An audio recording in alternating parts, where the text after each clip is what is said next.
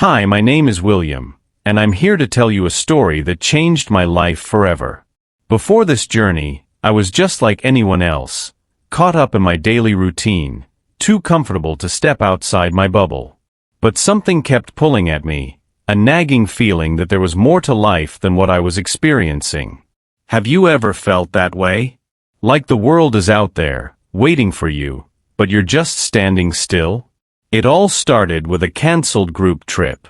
My friends and I had planned for months to visit Paris, the city of lights, but one by one, everyone backed out. Work, family, responsibilities. Excuses piled up, and soon, I was the only one left holding a non-refundable plane ticket. For days, I debated canceling it. What would I even do there alone? Could I handle the challenges of solo travel? But late one night, I came across a podcast about taking risks. The speaker's words stuck with me. Sometimes, the greatest adventures come when you least expect them. And before I knew it, I was staring at a confirmation email. My flight was booked. I was going to Paris. Alone. I'll be honest, excitement wasn't the only thing I felt. Doubt, fear, and a twinge of regret crept in as the days went by.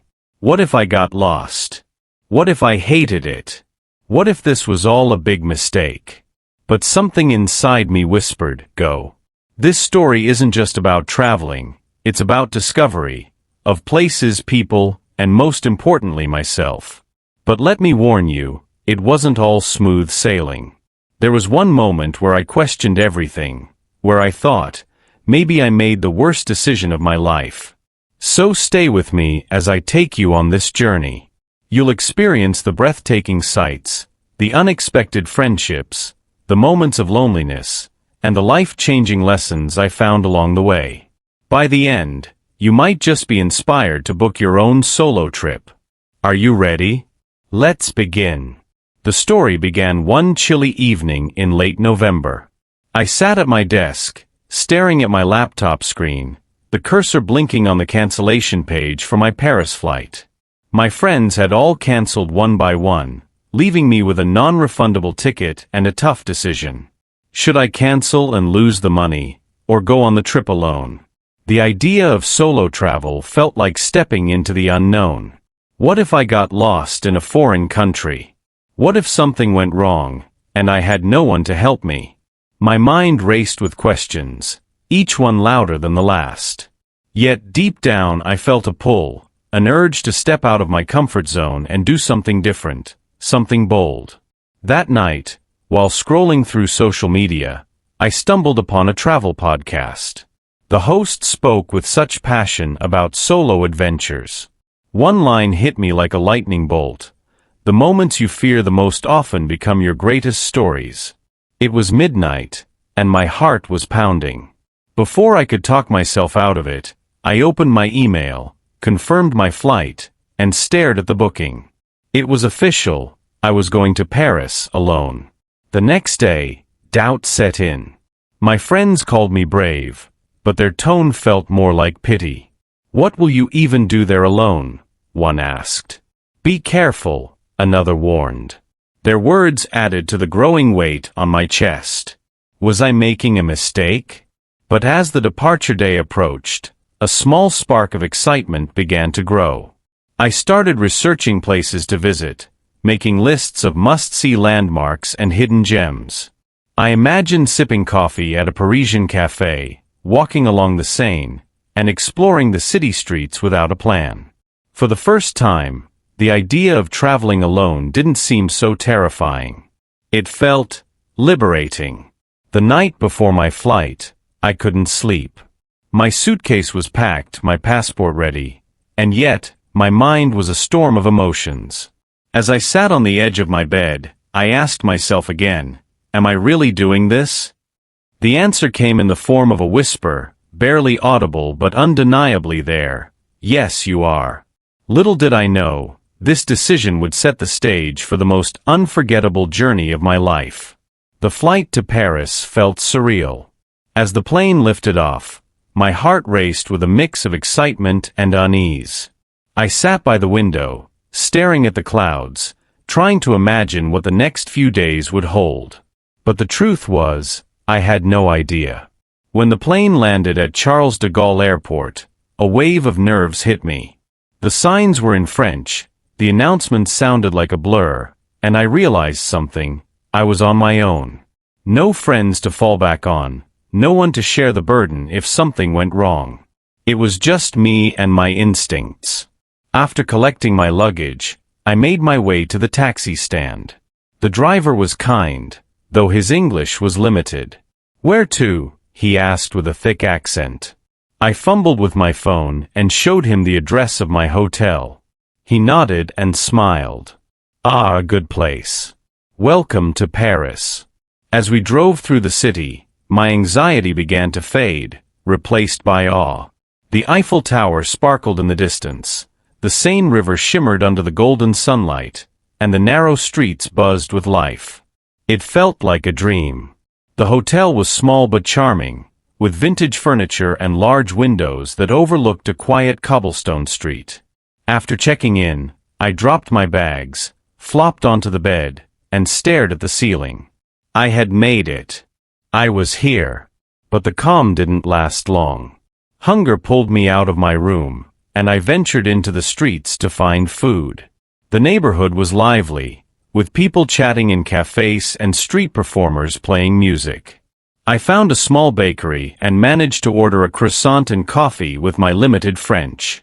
The first bite was heavenly, flaky, buttery, and worth every nervous step it took to get there. As I sat there, soaking in the moment, I noticed a map on the table next to me. It had all the major landmarks circled. The Eiffel Tower, the Louvre, Notre Dame. So many places to explore. My excitement grew. I decided then and there that I would spend the rest of the day wandering aimlessly, letting the city guide me. But Paris had other plans. Just as I turned a corner near the Seine, I heard shouting. A group of locals had gathered around something, or someone. My curiosity piqued, and I moved closer. What I saw made my heart skip a beat. It was a tourist like me, struggling to communicate with a street vendor. The vendor seemed upset, waving his hands and speaking rapidly. The tourist looked lost, holding out money but unsure if it was enough. I hesitated, debating whether to step in. This moment was a turning point, though I didn't realize it yet. Would I step out of my shell and help, or would I walk away, staying in the comfort of anonymity? For a moment, I stood frozen, unsure of what to do. The vendor's frustration was clear, and the tourist, an older man with a camera slung around his neck, looked like he might burst into tears. Something inside me stirred. This was my chance to connect, to do something meaningful, even if it scared me. I stepped forward. "Excuse me," I said, my voice trembling slightly. "Do you need help?" The man turned to me, relief flooding his face. "Yes, please. I can't figure out how much to pay him." The vendor, noticing me, switched to slower French, explaining the cost. I repeated it in English for the tourist, who nodded and handed over the correct amount. The tension dissolved, and the vendor even cracked a smile as he handed over a small bag of souvenirs. "Thank you," the man said, turning to me. I was starting to think I'd be stuck here all day.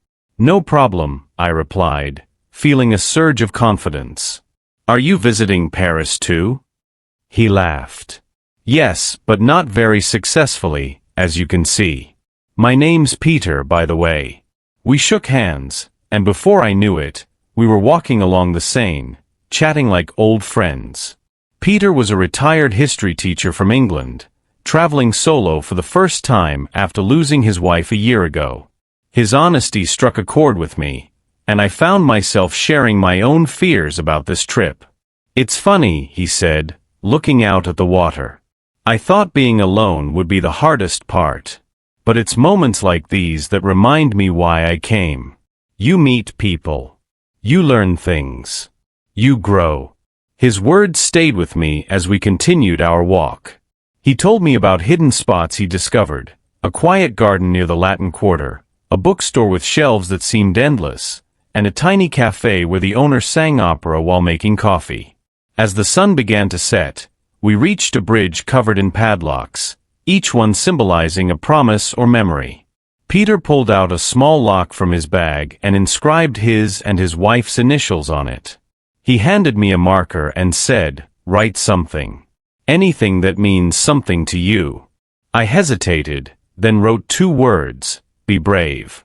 We locked them onto the bridge together, and as I stood there, watching the golden light reflect off the river, I felt a shift.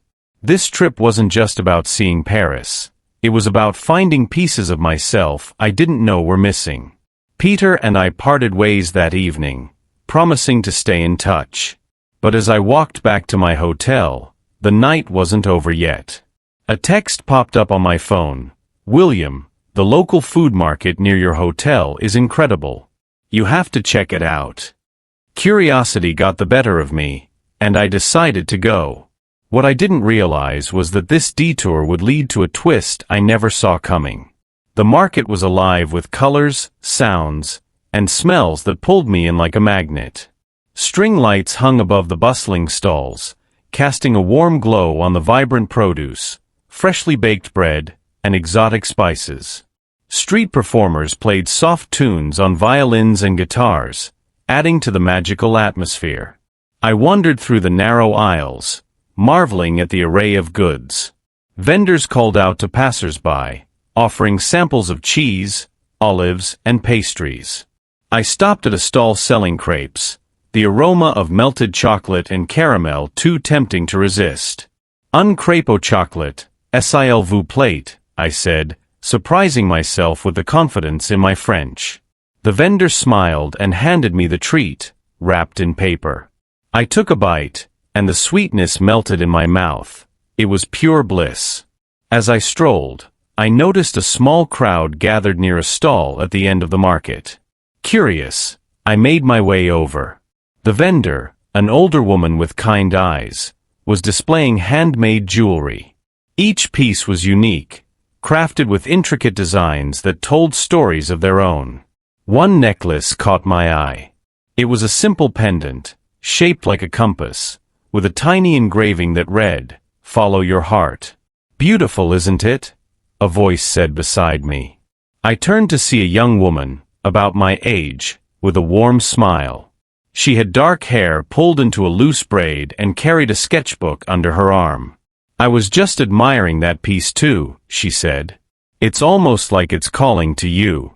I laughed nervously. "Maybe it is. It feels symbolic." She introduced herself as Sophie, an artist from Canada who had been living in Paris for the past year. We struck up a conversation, and before long, it felt like we'd known each other for ages.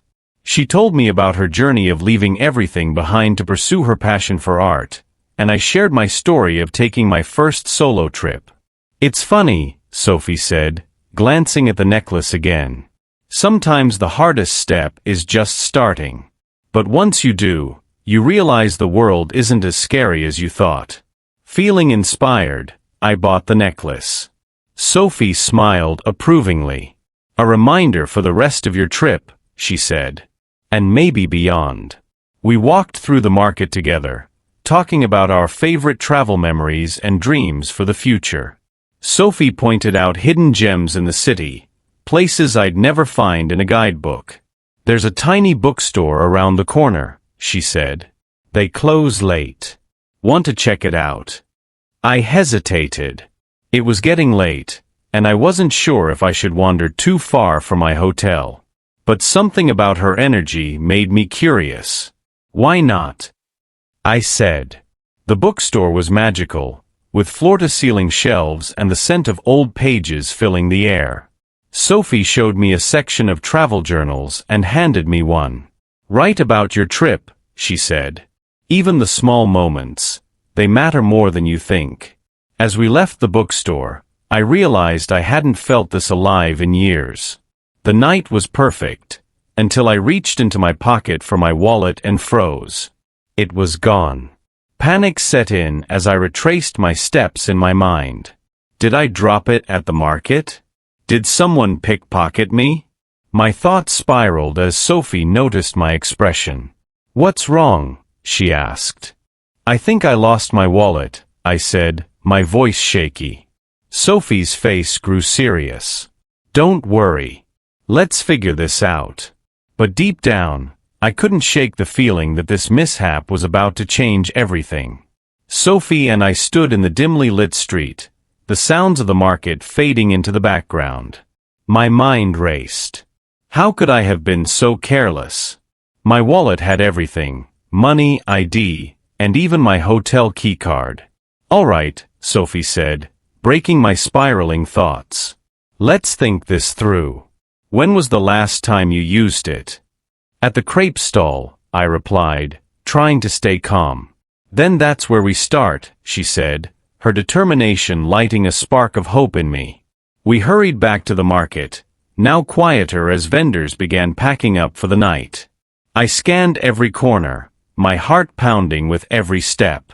The crepe stall was still open, and the vendor recognized me instantly. "Did you lose something?" he asked, a slight smile on his face. "Yes. My wallet," I said, hope blooming.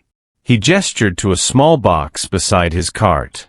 "Someone found it and handed it to me. I was hoping you'd come back."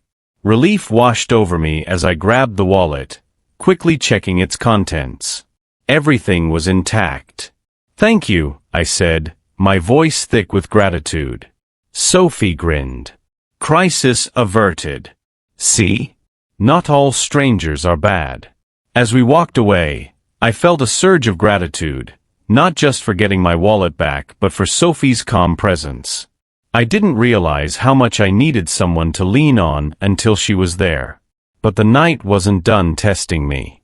As we turned a corner, a group of teenagers ran past us, one of them bumping into me hard. I barely had time to react before I heard Sophie shout, "Hey! Stop!"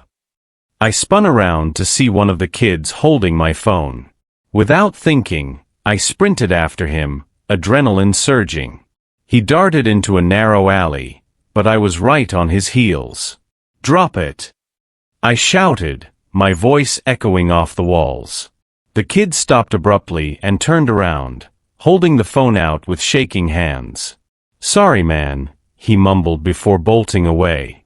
Breathing hard, I retrieved my phone and walked back to Sophie, who was waiting at the alley's entrance, her arms crossed.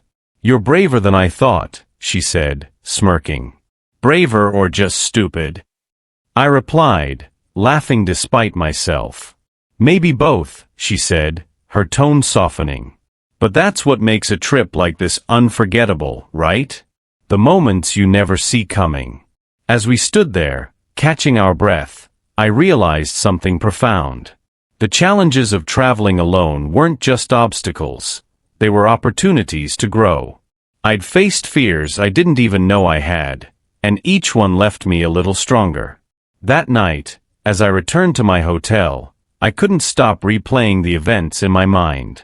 Sophie's words echoed, the moments you never see coming. But deep inside, I knew the trip wasn't over yet. The next morning promised new adventures, and perhaps even greater surprises.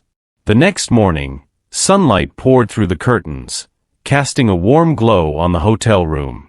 I woke up feeling different, lighter somehow. Yesterday's events played in my mind like a highlight reel. The market, meeting Sophie, losing and recovering my wallet, the chase for my phone. It felt like weeks of adventure packed into a single day. After breakfast, I decided to explore Montmartre, a neighborhood known for its bohemian charm. Sophie had recommended it, and her words still lingered in my mind. Get lost there. You might just find yourself. The cobblestone streets of Montmartre were alive with artists sketching portraits, painters capturing the city's beauty on their canvases, and the distant melody of an accordion filling the air. I wandered without a map, letting my instincts guide me. As I climbed the hill leading to the Basilica of Sacré-Cœur, I noticed a small art studio tucked into a corner. The sign above the door read, Les Rêves, the Dreams. Something about it called to me. Inside, the room was filled with paintings, each one more vivid than the last. A man with salt and pepper hair greeted me warmly. "Bonjour, monsieur. Looking for something special?" "Just browsing," I said, though my eyes were drawn to a painting on the far wall. It was of a lone traveler standing at the edge of a cliff, the world sprawling endlessly before them. The traveler's face wasn't visible, but the painting radiated a sense of both vulnerability and strength. "That one's called Le Premier Pas, the first step," the man said, noticing my interest. "It's about the courage to embark on a journey alone." I stared at the painting, feeling an unexplainable connection. "It feels personal," I said. The man smiled knowingly. "Perhaps it's because you've lived it." I left the studio with the painting in hand, feeling a sense of fulfillment I couldn't quite explain. As I walked out, I found myself reflecting on how much this trip had changed me. In the beginning, I was nervous, unsure of how I'd navigate a foreign city on my own. But now I felt a quiet confidence, a belief in my ability to face the unknown and adapt to whatever came my way. That afternoon, I met Sophie for coffee at a small cafe she loved. I showed her the painting, and she smiled. "It's perfect," she said. "A reminder of everything you've discovered about yourself." As we sipped our coffee, we talked about dreams and future plans. Sophie shared her vision of hosting an art exhibition, and I spoke about my newfound desire to travel more and embrace the unpredictable. "You know," Sophie said, "traveling alone isn't just about seeing new places. It's about discovering who you are when no one's watching." Her words stayed with me long after we parted ways. That evening, I stood on a bridge overlooking the Seine River, the city lights dancing on the water. I thought about everything this trip had taught me, the joy of connecting with strangers, the thrill of overcoming challenges, and the beauty of stepping out of my comfort zone.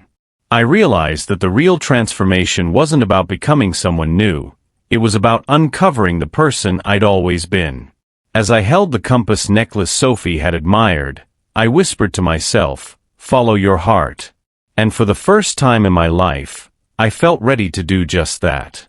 As I sat on the bridge, watching the river flow gently beneath me, I felt a sense of peace settle within. The city of Paris, with all its beauty and unpredictability, had gifted me something unexpected. It wasn't just the stunning sights or the unforgettable moments, it was the realization that I had begun to truly understand myself. I looked at the compass pendant around my neck again. It was no longer just a piece of jewelry, it was a symbol of everything I had learned on this trip. I had stepped into the unknown, faced my fears, and discovered that I was capable of so much more than I had ever imagined. The solo journey I had embarked on was never just about Paris, it was about stepping into my own life. I wasn't just exploring a foreign city, I was exploring the parts of myself that I had kept hidden for too long. But as the night grew deeper, I knew that my journey didn't end here. This was just the beginning. The experiences I had in Paris had sparked a fire inside me, a desire to continue traveling, learning, and growing. I wasn't alone anymore, not in the way I thought I would be. Every step I took on this journey had led me to new connections, new understandings, and most importantly, a deeper connection with myself. Sophie's words echoed in my mind. Traveling alone isn't just about seeing new places. It's about discovering who you are when no one's watching. As I stood up and walked back to my hotel, I smiled, knowing that this was the first of many journeys I would take. The world was vast, and I was ready to embrace it with open arms. The story of my first solo trip wasn't just about the destination, it was about the person I had become along the way. And now, with the lessons I had learned, I felt more prepared than ever to face whatever came next. Because the true adventure, I realized, was never about the places you visit. It's about the person you become as you navigate the world, one step at a time.